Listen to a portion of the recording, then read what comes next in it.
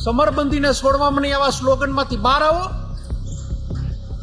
સરઘસ તો નીકળશે એવી વાતોમાંથી બહાર આવી અને કડક હાથે કામ લ્યો, નહીં તો બિહાર અને યુપીમાં અને ગુજરાતમાં હવે કોઈ લાંબો ફરક દેખાતો નથી.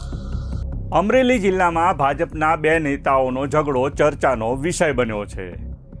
જાહેર કાર્યક્રમ દરમિયાન દામનગર શહેર ભાજપના મહામંત્રી પ્રકાશ તેજા ઉપર અમરેલી જિલ્લા સહકારી બેંકના ડિરેક્ટર હીરા નવપરાએ તીક્ષ્ણ હથિયાર વડે જીવલેણ હુમલો કર્યો હતો. હાલમાં પ્રકાશ તેજાની હોસ્પિટલમાં સારવાર ચાલી રહી છે.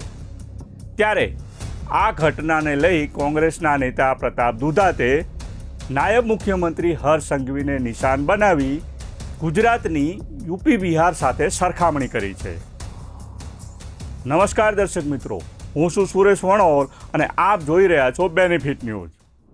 અમરેલી જિલ્લાના લાઠી તાલુકાના દામનગરમાં રવિવારે શહેર ભાજપના મહામંત્રી પ્રકાશ તેજા પર જાહેર કાર્યક્રમમાં હુમલો થયો હતો. ભાજપના ધારાસભ્ય જનક તળાવિયાની હાજરીમાં તીક્ષ્ણ હથિયાર વડે જીવલેણ હુમલો કરાયો હતો.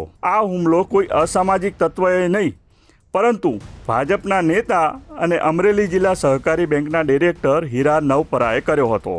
હીરા નવપરાએ અચાનક તીક્ષ્ણ હથિયાર વડે હુમલો કરતા પ્રકાશ તેજા લોહી લુહાણ હાલતમાં નીચે ઢળી પડ્યા હતા. તેથી તેમને તાત્કાલિક હોસ્પિટલમાં ખસેડવા પડ્યા હતા, જ્યાં તેમની હાલત નાજુક હોવાનું કહેવામાં આવી રહ્યું છે.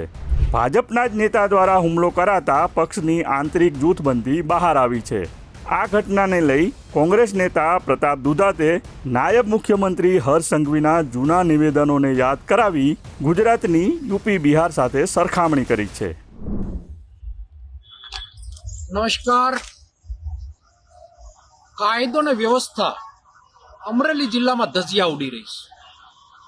ભારતીય જનતા પાર્ટીના દામનગર શહેરના ભાજપના મહામંત્રી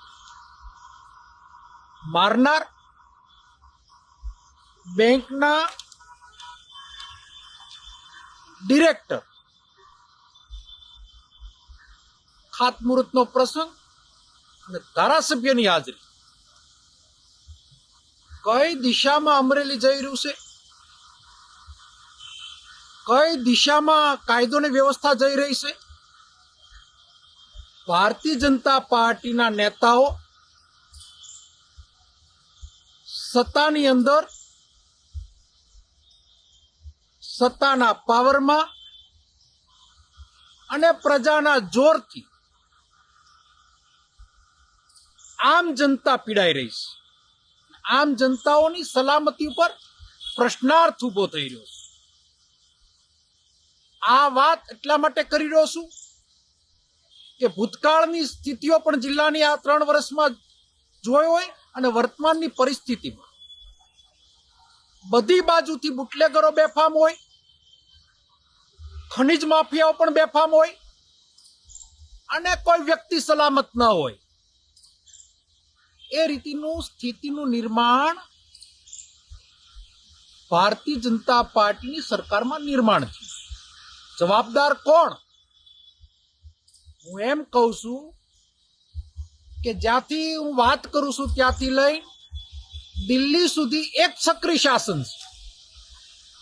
એક બાજુ કાયદાના જાણકાર ગૃહના રાજ્યમંત્રી હોય કે મિનિસ્ટરો હોય કે સરકારના ધારાસભ્યો હોય, માયક હાથમાં આવે તો બુલબર્ગો એવી મોટી ફૂકે કે બધું સલામત છે.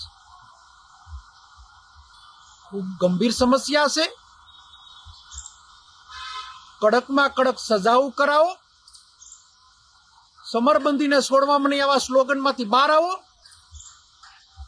સરઘસ તો નીકળશે એવી વાતોમાંથી બહાર આવી અને કડક હાથે કામ લ્યો, નહીં તો બિહાર અને યુપીમાં અને ગુજરાતમાં હવે કોઈ લાંબો ફરક દેખાતો નથી.